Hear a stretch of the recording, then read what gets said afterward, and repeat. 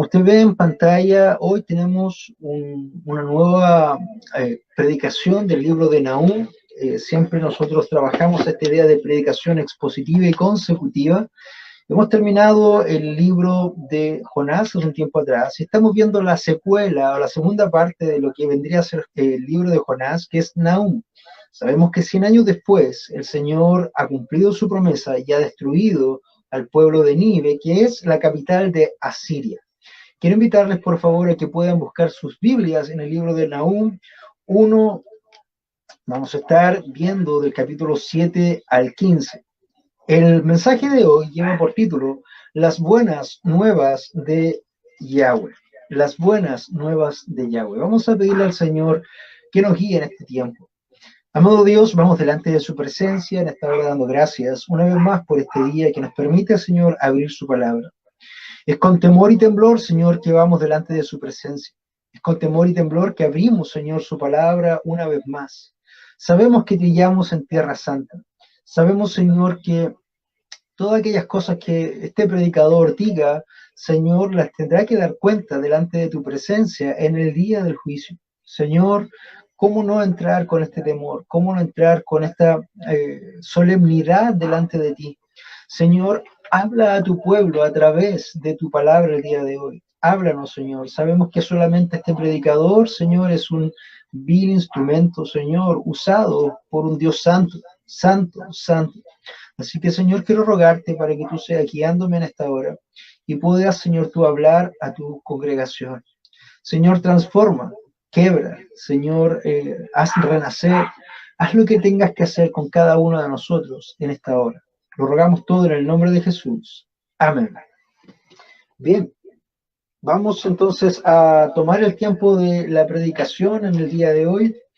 El primer punto que nosotros vamos a ver en esta sección de las buenas nuevas de Yahweh es los contrastes justos del Señor. El primer punto que vamos a desarrollar entonces en esta mañana es los contrastes justos del Señor. La semana pasada veíamos que Dios era bueno y desglosamos varias cosas de la bondad de Dios y estuvimos toda la predicación ahondando en la bondad de Dios. Pero este versículo, que era el versículo 7, no venía solo, sino que venía acompañado del versículo 8, que precisamente es el contraste. Bueno es el Señor para los que confían en Él, bueno es el Señor para su pueblo, bueno es el Señor para Judá en este caso, pero también el Señor hará estragos en sus enemigos. Habíamos visto Yahweh, un Dios celoso, Yahweh, un Dios santo, Yahweh, un Dios de juicio, el vengador también de sus hijos. Entonces, esta semana vamos a tomar este versículo 7, pero en conjunto con el versículo 8, para que podamos ver los contrastes justos del Señor. Si usted está ahí en la escritura, voy a leer para ustedes estos versículos. Dice ahí, bueno es el Señor, una fortaleza en el día de la angustia, y conoce a los que en Él se refugian. Eso es lo que vimos la semana pasada. Pero ahora el contraste, y no podemos separarlo, porque si te fijas, el siguiente versículo, el 8, comienza con un pero. Y ese pero, en una consistencia con la predicación expositiva, es una consecución de algo que ocurrió antes. Está haciendo un contraste. Entonces, bueno es el Señor, una fortaleza en el día de la angustia, y conoce a los que en Él se refugian, pero con inundación desbordante pondrá fin a Nínive y perseguirá a sus enemigos aún en las tinieblas. Debes entender que nuestro Dios es un Dios justo, bueno, santo, protector para los que son de Él, protector para los que en Él se refugian, pero Él vendrá como una fuerza destructora contra sus enemigos. Y cuando hablo de sus enemigos, estoy hablando de aquellos que también son enemigos de su pueblo. Oprimir a Dios, oprimir al pueblo, es oprimir a Dios. Oprimir al pueblo es levantarse contra el mismo Señor. Eso es lo que deben tener en cuenta las naciones. Esto fue lo que hizo la nación de Asiria, cuya capital es Nínive, yendo en contra de Judá. Entonces se levantaron enemigos en contra del pueblo del Señor y eso hizo que nuestro gigante, dormido entre comillas, aunque el Señor nunca duerme, pero es la expresión, se levantara a favor del pueblo. Las figuras que usan aún en este versículo muestran que ya no hay escapatoria para los enemigos y los adversarios del pueblo del Señor. Pensemos y desglosemos en la segunda parte donde dice, pero con inundación desbordante pondrá fin a Nínive. Esta primera figura dice con inundación desbordantes. Las inundaciones se caracterizan por cubrir toda la superficie visible sin dejar rastro de lo pasado. Es interesante recordar aquí el diluvio con que el Señor Dios castigó a la humanidad por su pecado en Génesis 7. La inundación que anuncia tiene un carácter de impetuosa, es decir, arrasadora y destructora, dando a entender que cuando desciende el nivel de las aguas no habrá rastro de los adversarios sobre la superficie terrestre. De nuevo ha usado la figura de los fenómenos físicos el Señor, que no pueden ser controlados después de que se han desatado. ¿Has tratado de contener una tormenta? Nuestro hermano Raúl está cerca de Estados Unidos y está a 2 horas de ahí de la frontera. Y en Estados Unidos, hacia el lado de la costa, por lo menos hacia el Mar Caribe, normalmente se desatan estas tormentas con huracanes de categoría 3, 4 y 5. El hombre en su soberbia piensa que puede controlar todas las cosas, pero una tormenta del Señor que ha sido desatada no puede ser controlada. Solamente el hombre puede esconderse para que la tormenta destruya todo a su paso y luego salir y restaurar de los que quedaron vivos. Las tormentas son así. Entonces, los fenómenos físicos no pueden ser controlados después de que se ha desatado, pero en este caso para castigar a sus adversarios y desaparecerlos de la faz de la tierra. Un tema interesante a notar que en el capítulo 2 de Nahum vamos a ver probablemente con mayor profundidad, es que Dios usa la inundación de uno de los ríos circundantes a Nínive para producir la devastación también de los ejércitos de esta ciudad. La segunda figura que vemos en el versículo 8 dice, y perseguirá a sus enemigos aún en las tinieblas. Ahora, esta figura se refiere a otra manera de la tenacidad de la venganza divina sobre sus enemigos. Aún en las tinieblas perseguirá a sus enemigos. Nosotros hemos visto probablemente incontables películas donde aquellos que huyen tratan de esconderse en la oscuridad, debajo de algo, esconderse en un peñasco o en algún lugar donde la oscuridad los cubra. Bueno, los enemigos del Señor no tienen esta chance porque el Nahum, el escritor divino en este caso, dice, y perseguirá a sus enemigos aún en las tinieblas. Así que hermano, piensa bien, si en algún momento vas a querer ser enemigo de Dios o vas a querer ir en contra de su pueblo, porque el Señor te ha de perseguir como una tormenta inundadora y aún en las tinieblas Él estará ahí. Él te perseguirá. Entonces, esto da la idea de que van a ser perseguidos de día y de noche. No hay lugar donde se puedan esconder, lo cual evidencia la tenacidad del Vengador. Recuerda que el Vengador acá más importante no tiene que ver con los Avengers ni el Capitán América, tiene que ver con Yahweh, nuestro Señor. Él es el Vengador de vengadores. Él es el que guarda a su pueblo. Dios no descansará hasta ver destruidos a sus enemigos, a los enemigos de su pueblo, pues no puede dejar que los promotores de la muerte se enseñoreen sobre la tierra y se muestren como los que detentan el poder. Dios no va a compartir su gloria. Pueden levantarse naciones que van a ser muy poderosas, pero en algún momento Dios las ha de botar, las ha de caer, como hizo caer a Babilonia, como hizo caer al imperio asirio, como hizo caer al imperio medio persa, como hizo caer a los griegos, como hizo caer a los romanos, y así suma y sigue.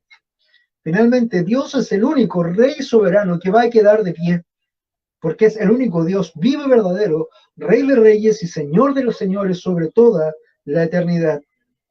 Entonces, se cierra la idea de este pasaje al retomar la idea del versículo 2, que dice que el Señor se venga de sus adversarios y guarda su enojo contra sus enemigos. Nosotros hemos podido ver hasta aquí que el Señor está haciendo justicia y está haciendo venganza contra los enemigos del pueblo de Dios. Recuerda que Sennacherib se ha levantado y para que tú puedas tener más referencias, quiero invitarte a leer el libro de Segunda de Reyes. Cuando tengas un tiempo en la semana y quieras tener un poco más de profundidad en este libro de Nahum, tienes que ver qué está aconteciendo con el rey Senaquerib y con Asiria. Y eso lo vas a ver en el libro de Segunda de Reyes. Lo vamos a ver un poco más adelante. Nahum nos muestra que en este pasaje un aspecto de Dios que ha sido ignorado. Muchas veces, y lo hemos conversado profundamente con nuestro hermano Raúl, también con nuestro hermano José y otros hermanos, que la iglesia de hoy tiende a presentar a este Dios bueno, a este Dios Santa Claus, a este Dios que está en los cielos de una barba blanca y que no mata una mosca. Todo es bueno, todo es plausible, como que no hay ningún ruido que le altere o que le moleste, no hay ninguna cosa, solamente hay paz. Pero Nahum nos está mostrando en este pasaje un aspecto de Dios que ha sido ignorado, ya sea consciente o inconscientemente. Conscientemente, muchas veces, he escuchado en púlpitos que dicen, no hay que enseñar del pecado, no hay que enseñar de la ira de Dios, no hay que enseñar del juicio justo de Dios al pecador, porque la gente se asusta. Nosotros no queremos asustar a la gente, por lo tanto, solamente tenemos que hablar de la bondad y del amor de Dios. Todo lo demás se entenderá en su tiempo, pero no hay que hablarles del pecado a las personas. Eso, hermano, es una blasfemia, eso es presentar a un Dios falso, eso es presentar un evangelio diluido, porque debes entender que la primera forma en que nosotros vamos a Dios es como pecadores que necesitan ser quebrantados, humillados y que necesitamos la redención y la salvación de nuestro Señor para presentarnos delante de un Dios 3 veces santo. Entonces, Nahum nos muestra a este Dios que conscientemente en algunos casos se oculta y en otros en forma inconsciente. También hay muchas denominaciones que tienen una falencia de doctrina y tienen una falencia enorme de conocimiento de Dios. Ellos no han tenido siquiera una lección de lo que es un atributo de Dios. De hecho, ni siquiera saben lo que es un atributo. Entonces, por forma inconsciente, presentan a un Dios solamente que es bueno, el Dios que a ellos le han presentado. Ese Dios que andan los predicadores afuera y que dice, Dios te ama y tiene un plan maravilloso para ti, y Dios no puede vivir sin ti, ven y recíbelo en tu corazón y haz morada con él. Y es la única versión de Dios que presentan porque no conocen otra, porque no han estudiado tampoco la Escritura. Y ese es el punto, hermano. Nosotros necesitamos conocer a Dios para saber quién es este Dios soberano que amamos y que servimos. Es por eso que este día jueves estamos continuando con la serie de los atributos de Dios. Estás invitado a seguir y unirte a esta serie de los atributos de Dios para que puedas gozarte y también impactarte con este Dios tan grande que nosotros servimos, el Dios de la Escritura. No es el Dios de las religiones, no es el Dios de las denominaciones, es el Dios de la Escritura. Porque no hay otro Dios que pueda salvar. Hay otros dioses que les pueden llamar Yahweh, hay otros dioses que les pueden llamar Jesús, pero no es ni el Yahweh ni el Jesús de la Escritura. Y esos dioses no salvan porque son ídolos, son dioses falsos. Entonces Nahum nos muestra en este pasaje este aspecto de Dios que ha sido ignorado consciente o inconscientemente por los cristianos al mostrar parcialmente la persona de Dios como un ser tan amoroso que no tiene el carácter para reprender y que si lo haces a nivel personal. Aquí hay un mensaje para los pueblos que confían en Dios y esperan en Él, pues su venganza sobre los que retienen el poder injustamente o el que hace daño al pueblo de Dios será una realidad tan cierta como el amor que Él nos ha mostrado. ¿Has percibido el amor de Dios en tu vida? Así de real es la justicia y la venganza de Dios sobre los que ha de caer encima.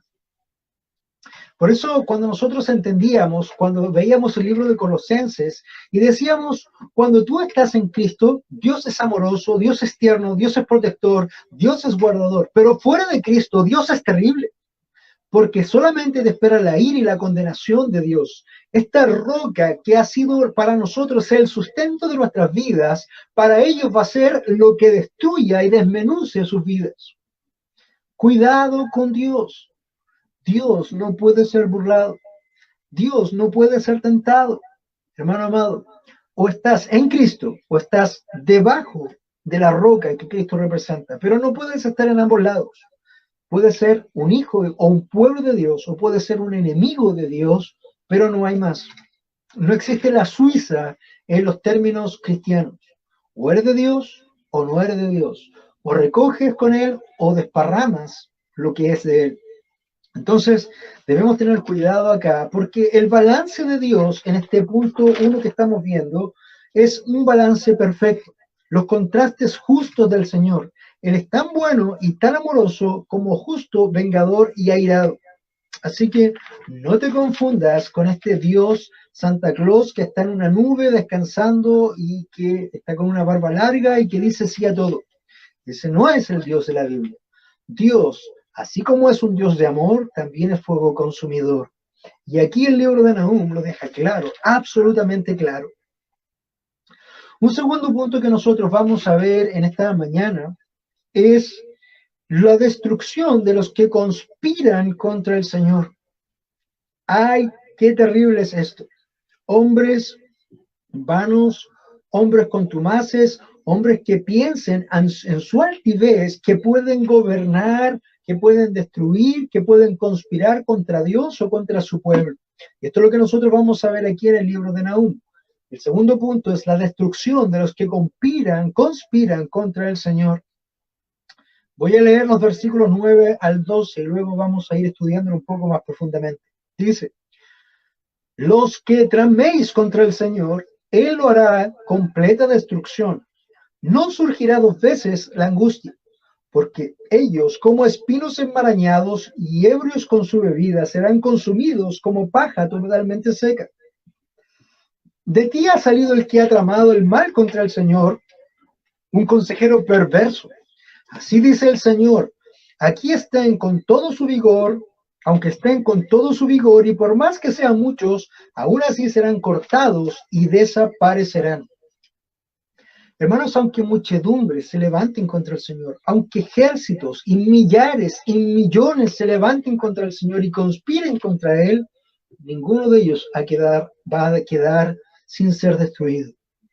Los enemigos de Dios, los enemigos del pueblo de Dios, y para nosotros, los enemigos de la iglesia de Dios, que también aplica en este caso, pueden tramar muchas cosas, pero la intervención de Dios es definitiva. Cuando Dios intercede, hermano, no es una intervención ambigua, no es algo a media. Cuando Dios obra, obra. Si no, recuerda el diluvio. Vino el diluvio, juicio de Dios y destruyó todo. Si no recuerda Sodoma y Gomorra, Él vino y hace juicio, y cuando intercede, hermano, Dios obra. Entonces, los enemigos pueden tramar muchas cosas, pero la intervención de Dios es definitiva cuando Dios interviene. Hoy por hoy nosotros estamos viendo que se levantan acusadores, que se levantan gobiernos en contra de Dios, en contra de la iglesia, en contra de sus leyes, en contra de la moral de Dios, en contra de todo lo que se llame Dios. Pero Dios a un momento todavía los está dejando esta parte. Dios todavía está trabajando y está aguardando con paciencia que esos vasos de ira se llenen para una vez que Él venga en su segunda venida, va a destruir todos a ellos, los va a poner bajo sus pies y va a hacer cuando tú pisas la vid y sale el jugo de la vid, eso hará Él con sus enemigos. Lo vimos hace un par de semanas también, cómo Dios ha de destruir a estos malos. Hay una identificación entre hacer el mal contra Dios y haber oprimido al pueblo de Judá. En este caso estamos pensando que Asiria, como nación cuya capital es Nínive, había oprimido al pueblo de Judá. Por eso tampoco Jonás quería que Dios perdonara a Nínive. Era algo de lo que vimos también anteriormente. 100 años después, Dios vino y ya no perdonó más, ni hubo misericordia para esta nación violenta y sangrienta.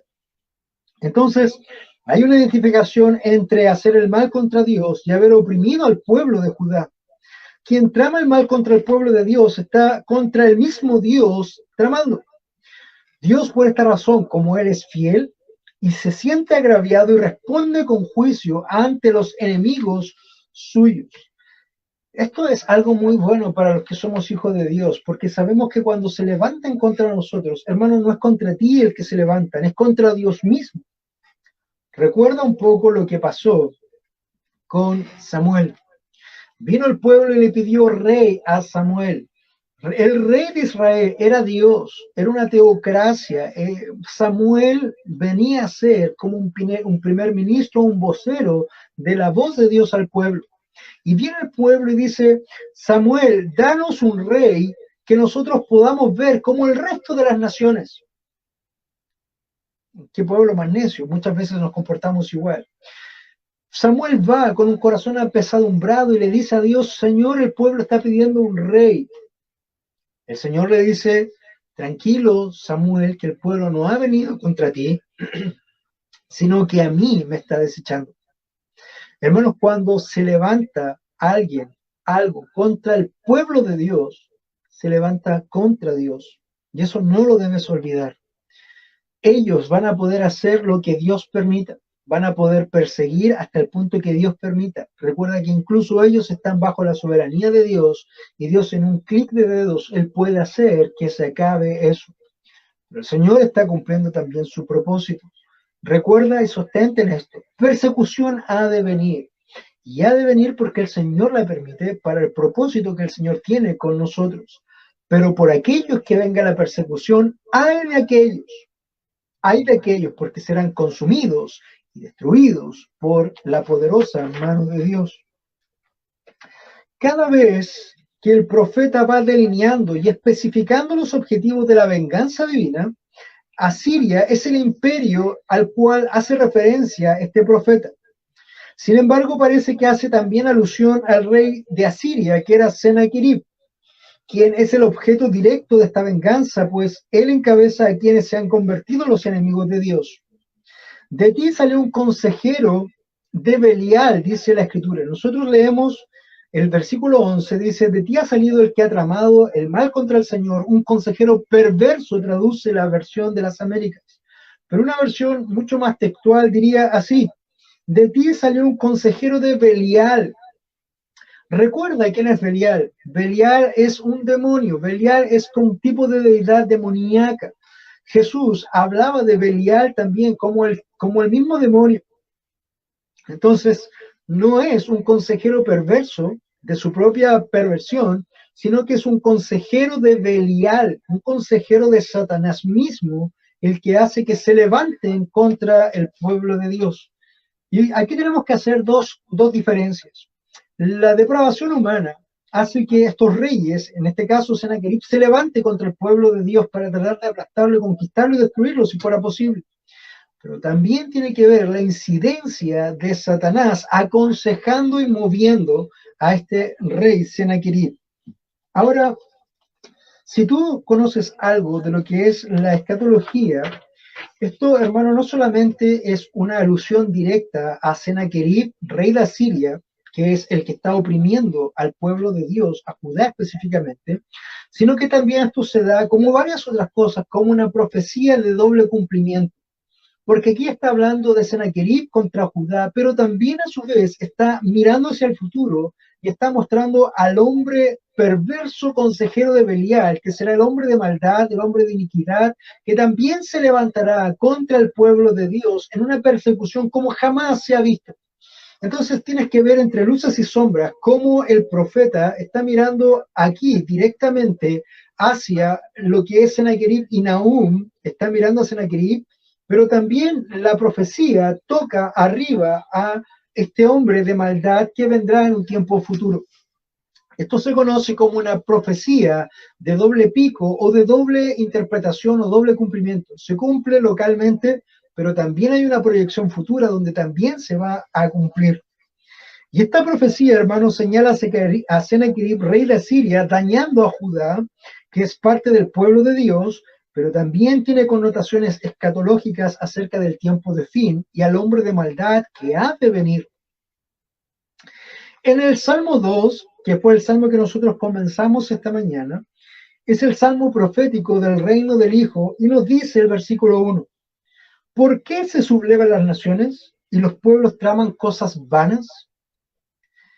No solamente esto tiene una implicación ahí con el pueblo de Nínive en el reino de Asiria, sino que esto tiene implicaciones del reino mesiánico al cual nosotros estamos viviendo y habitando ahora. No, nosotros no esperamos a que Jesús venga a establecer un reino mesiánico por 1000 años. No, nosotros creemos que Jesús ya está sentado en su trono y Él está reinando ya en su tiempo, y estos pueblos se han de sublevar contra el pueblo de Dios, el reino de Dios. Recuerda que en este momento Satanás ha sido atado y pronto también será soltado para ser un consejero de Belial mismo, contra las naciones que irán en contra de nosotros, el pueblo de Dios. Fíjate cómo hay implicaciones tan hermosas allá, incluso ya en Nahum, mirando específicamente al rey de Asiria, Sennacherib, pero esto también es un tipo de lo que es el anticristo, el consejero de Belial que vendrá en un futuro y que se levantará también contra la nación de Dios, nosotros. Ahora, hasta aquí hemos visto, hermanos, este balance entre el amor, entre la bondad y entre la justicia y la venganza de Dios. Y ahora estamos viendo que podemos confiar en que el Señor ha de destruir a todo aquel que conspire contra Él. Está sufriendo persecución, Dios hará justicia. ¿Vendrá persecución? Sí la vendrá. ¿Debes prepararte para ella? Sí, con temor y temblor, porque ahí serás probado. Hoy día ser cristiano hasta por ahí es fácil, y por eso se ha levantado también esta corriente del cristianismo cultural. Está es cool ser cristiano muchas veces, pero es un cristianismo falso, es un cristianismo diluido, es un cristianismo que no tiene fruto, es un cristianismo muerto. Cuando ya el cristianismo demande sacrificios, vidas, ahí todos los cristianos culturales van a desaparecer. Solamente ha de quedar el pueblo de Dios. Pero tranquilo, cuando eso ocurra, Dios vendrá a ser tu guardador o tu vengador. Existen las dos posibilidades. Dios te puede guardar del día malo en el día de la ira o en el día de la persecución, como castillo fuerte, o Dios puede permitir que haya daño contra ti, incluso que mueras por su causa, pero Dios ha de ser también tu vengador. Ambas cosas son para la gloria de Dios. Y tú o le alabarás aquí por guardarte, o le alabarás allá cuando estés en esa muchedumbre blanca que alaba a Dios como un mártir del Señor. Porque recuerda, esta vida no concluye acá cuando tú mueras. Esta vida solamente es un paso entre lo terrenal y lo eterno. Por lo tanto, debes prepararte y como sea, como fuere, el Señor ha de ser tu guardador o tu vengador contra aquellos que han conspirado contra Él y contra su pueblo. Ahora, dentro de eso, esto suena también a buenas noticias. ¿Cómo podemos hablar de buenas noticias cuando pensamos que hay hombres o pueblos o naciones que están siendo destruidas? Esto es parte también del plan de Dios, porque el Señor ha de ejercer justicia sobre cada uno de aquellos que requiere ser ajusticiado o destruido. Dios lo hará. Y aquí nosotros vamos a entrar a un tercer punto y final, y que tiene relación directa con el título de este mensaje, que eran las buenas nuevas de Yahweh. ¿Recuerdas qué significa buenas nuevas? Sí, ya sé que lo recordaste. Evangelio. Entonces esto vendría a ser como el evangelio de Yahweh, o las buenas noticias de Yahweh, del Señor. Y esto se repite varias veces, y se repite también en este sentido de paz, de que Dios hará justicia, de que Dios destruirá a los que han sido opresores y que Él salvará. Mira, vamos a leer este evangelio de paz como punto 3, el Evangelio de paz, desde el versículo 12 hasta el 15. Dice así la palabra del Señor. Aunque te haya afligido, no te afligiré más. Y ahora quebrantaré tu yugo de sobre de ti y romperé tus coyundas. El Señor ha dado una orden en cuanto a ti, no se perpetuará más tu nombre de la casa de tus dioses. Arrancaré los ídolos y las imágenes de fundición. Yo prepararé tu sepultura porque eres vil. He aquí sobre los montes y los pies del que trae buenas nuevas, del que anuncia la paz. Celebra tus fiestas, Judá. Cumple tus votos porque nunca más volverá a pasar. Por ti el malvado ha sido exterminado por completo. Estos versículos tenemos que dividirlo en dos. El versículo 12 y 13 tienen que ver con el pueblo que ha de ser liberado. Y el versículo 15 también tiene que ver con eso. Más el versículo 14 habla del fin del malo. Hace un cambio, no es la misma. Uno está hablando a Judá, otro está hablando a Sennacherib y vuelve después a hablar a Judá. Dice, aunque te haya afligido,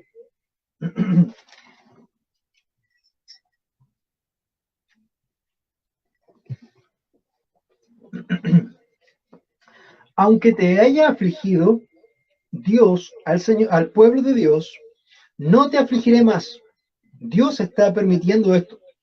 Recuerda que la aflicción, la prueba, viene de parte de Dios también. Y le dice al pueblo, aunque te haya afligido yo, Yahweh, no te afligiré más.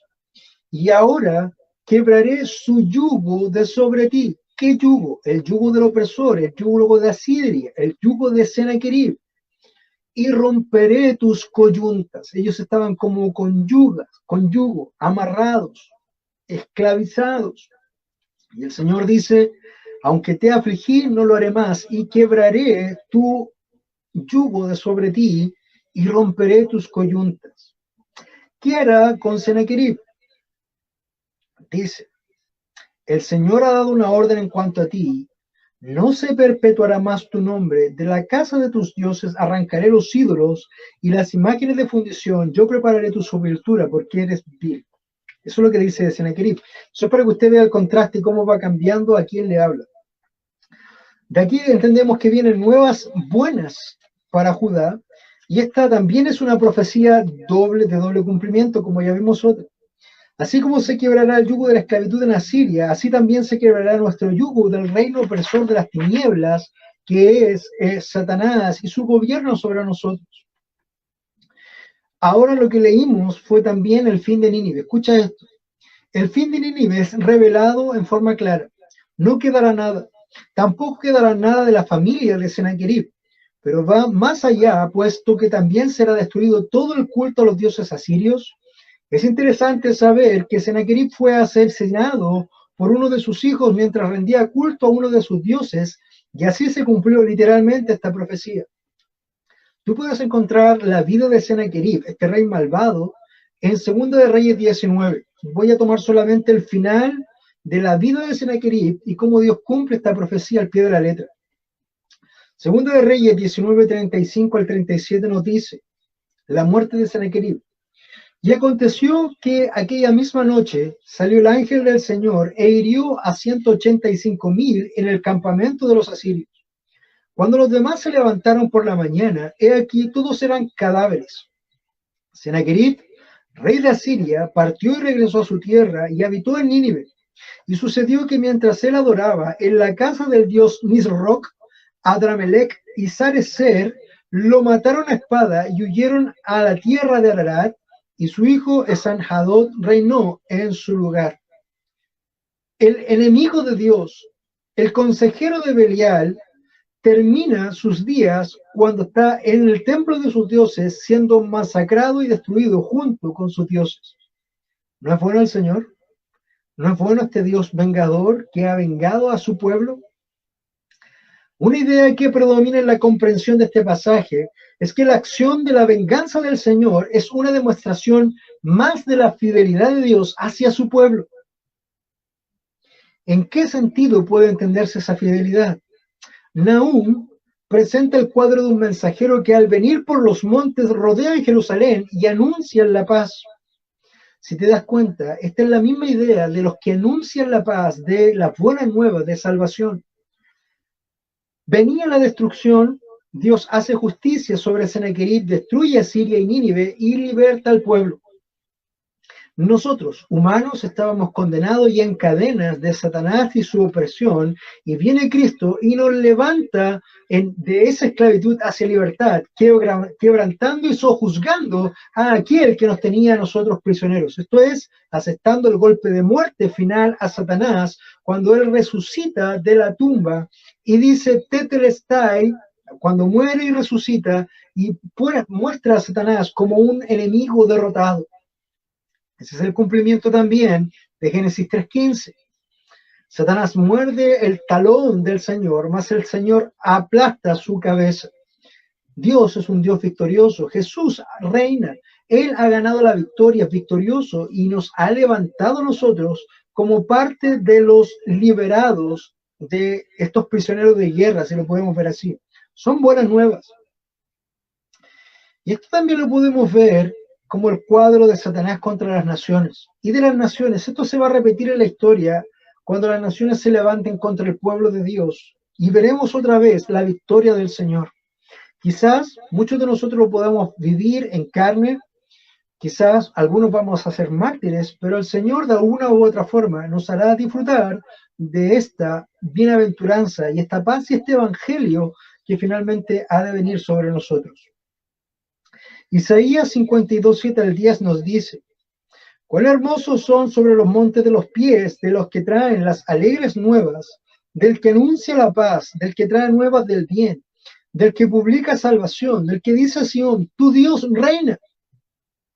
Voz de tus atalayas, alzarán las voces, juntamente darán voces de júbilo, porque ojo a ojo verán al Señor y vuelve a traer a Sión.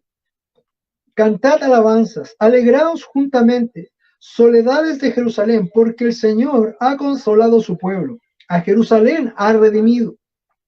El Señor desnudó su santo brazo ante los ojos de todas las naciones, y todos los confines de la tierra verán la salvación de nuestro Dios. ¿Te fijas cómo Nahum está entrelazado con Isaías, con Ezequiel, con Apocalipsis, y cómo está lo que está ocurriendo directamente con Asiria? Es un cuadro también de la iglesia y lo que ha de padecer en el reino y cómo Dios destruirá a sus enemigos trayendo salvación y cantando estas buenas nuevas de salvación. Ya así lo ha hecho a través de Cristo. Isaías 49 al 11 nos dice: súbete sobre un monte alto, anunciadora de Sión. Levanta fuertemente tu voz, anunciadora de Jerusalén. Levántala, no temas. Di a las ciudades de Judá: ved aquí al Dios vuestro. He aquí que el Señor vendrá con poder y su brazo señorará. He aquí que su recompensa viene con él y su paga delante de su rostro. Como pastor apacentará su rebaño, en su brazo llevará los corderos, y en su seno los llevará, pastoreará suavemente a las recién paridas. Si te das cuenta, este es el mismo cuadro que nos presenta en el contexto ya de la iglesia y del reino, Pablo cuando escribe en Romanos 10, 14, 15, nos dice: ¿cómo pues invocarán a quien no han creído? ¿Y cómo creerán en aquel de quien no han oído? ¿Y cómo irán sin hacer a ver quién les predique? ¿Y cómo predicarán si no fueren enviados? Como está escrito, y aquí toma a Isaías y a Nahum: cuán hermosos son los pies de los que anuncian la paz, de los que anuncian buenas nuevas. El evangelio, las buenas nuevas, es un hecho. Dios ya ha actuado en la historia y lo seguirá haciendo hasta cumplir todo su plan.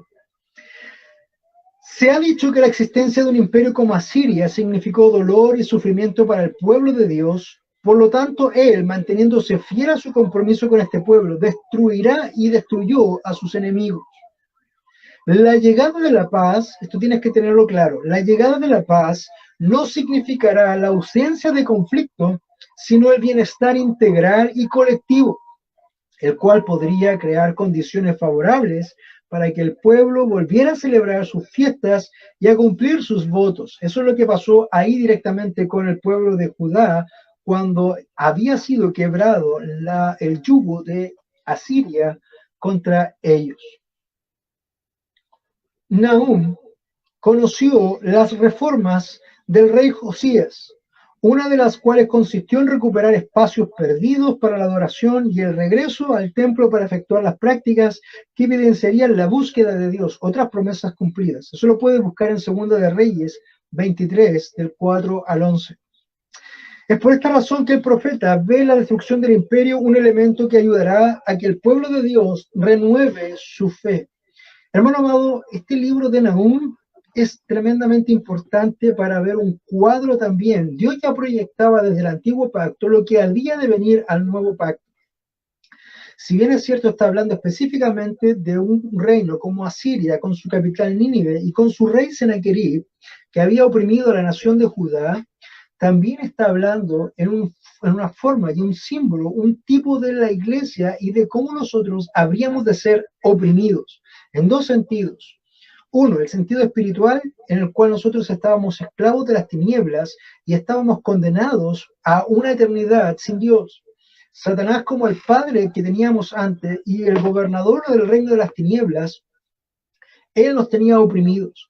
Pero nosotros, como pueblo de Dios escogido, en ese momento no éramos pueblo de Dios físicamente o actualmente, pero ya éramos un pueblo de Dios en la mente de Dios, y Cristo viene con su mano poderosa, y muriendo en la cruz, Él destroza las tinieblas y se levanta victorioso de esa tumba y lleva como un general la victoria en sus manos, exponiendo a Satanás y llevándonos a nosotros como los liberados de la guerra. En segunda instancia, en un asunto más físico, geopolítico, en lo que viene a continuación. Hoy vemos a naciones que se levantan contra Dios. Hoy vemos naciones que están en contra de los predicadores. Hace un poco tiempo atrás hubo un predicador en Canadá que estuvo preso. Y así también ha ocurrido en México, en Estados Unidos. Y así ocurre día a día en China. Ocurre en diferentes lugares del mundo. Pero hermano, eso todavía no es todo. Llegará el día en que Satanás sea desatado y que vendrá y levantará e incitará a las naciones en contra del pueblo de Dios, nosotros. Hermanos, hoy día lo único que restringe todos los temas homosexuales, todas las leyes ideológicas en el mundo, somos nosotros, los cristianos. No hay nadie más. No hay nadie más que esté haciendo frente a toda la basura que se está levantando geopolíticamente entre los gobiernos. Y somos nosotros los que estamos en la mira también, no solamente de los gobiernos, sino también de la ONU. Cualquier cosa que se levante en contra de sus políticas asquerosas van a ser llevadas delante de un libro negro, y en ese libro negro te aseguro que habrá muchos pastores e iglesias que no sucumbirán ante las naciones ni ante Satanás, pero seremos perseguidos. Y aquí tienes que entender que hay dos tipos de iglesia, la falsa y la verdadera. La iglesia falsa aceptará todo lo que tiene que ver con los homosexuales, todo lo que tiene que ver con el aborto, todo lo que tiene que ver con estas políticas nefastas. Mas la iglesia verdadera conoce a su Dios y actuará y se mantendrá firme y fiel al Señor. Y se levantarán e intentarán destruirnos y matarán a algunos de nosotros. Mas no temas, Israel de Dios. No temas, remanente fiel, porque el Señor o te guardará y protegerá como el castillo fuerte que ha de ser, o te vengará como un mártir de su causa para su gloria. Ambas dan gloria a Dios, ambas son buenas para el Señor y ambas son buenas para ti. Debemos prepararnos como pueblo. Si te fijas, nosotros no estamos hablando del amor, amor, amor, amor, amor, sino que te estamos diciendo, prepárate, porque tiempos difíciles vienen, tiempos difíciles ya están aquí, se han levantado estas dictaduras en forma de virus, de cuarentenas, de pandemias, y esto no va a acabar así. Esto va a ir creciendo día a día hasta que las políticas mundiales quieran destruir a la iglesia. Pero tengo buenas noticias para ti también, Israel. Benditas son los pies de los que anuncian la paz. El Señor viene y nosotros debemos predicar este evangelio para que haya salvación a muchos y libertad también de muchos. Este es nuestro Dios. Este es el Dios que nosotros adoramos. Este es el Dios que nosotros servimos. Este es el Dios que nosotros glorificamos y por el cual vivimos y por el cual hemos de morir si es necesario. ¿Cómo estás tú en tus convicciones el día de hoy? ¿Cómo estás tú, hermano, si viene esta opresión directamente ya como la iglesia? No como lo que estamos viendo hoy día como pandemias que afecta a todos, sino cuando ya el enemigo directo del mundo sea la iglesia. Cuando tú seas visto como el malo, cuando tu rostro está en un cartel de se busca y haya dinero por tu cabeza. Hermano amado, prepárate, afirma tus lomos, cíñete tus lomos, porque nuestro Señor está a las puertas. Pero antes de que el Señor venga, tiene que venir una persecución para limpiar depurar y mostrar quién es su iglesia de quién no es. Te animo en esta mañana que puedas afirmarte en el Señor y que puedas seguir firme en la fe de Jesucristo. El Señor te bendiga y te guarde y afírmate y que puedas conocer a este Dios que nosotros adoramos. Vamos a orar. Señor, vamos delante de tu presencia en esta hora. Hemos visto en este libro de Nahum hasta aquí cómo tú has obrado, cómo obraste contra tus enemigos, pero también vemos todos los símbolos y todo lo que vendrá en este doble cumplimiento. Así como lo hiciste con Sennacherib, también lo harás, Señor, con el hombre de injusticia y de pecado que ha de venir y que está a las puertas también. Señor, haznos entender como tu pueblo.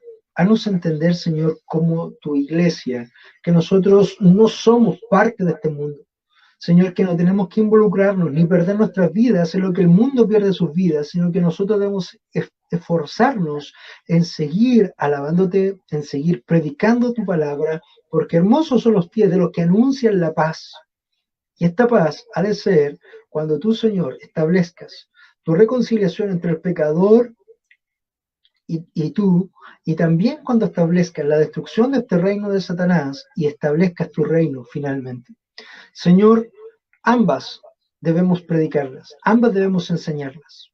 El evangelio del reino y el evangelio también glorioso de tu cielo nuevo y tierra nueva. Señor amado, damos las gracias en esta mañana por el privilegio de servirte, de adorarte, de poder abrir tu palabra una vez más. Quiero dar gracias por mi hermano José Luis, que ha ministrado y me ha apoyado en este tiempo también, en que mi garganta sufre. Y también por mi hermano Raúl, Señor, que se prepara también para llevar la buena batalla en el campo directamente de acción. Y te doy las gracias porque este tiempo también le sirve para prepararse para cuando él ya esté directamente delante del remanente que tú vas a tener ahí en Ibin, Monterrey, en México. A ti la gloria por los siglos de los siglos, en el nombre de Jesús. Amén.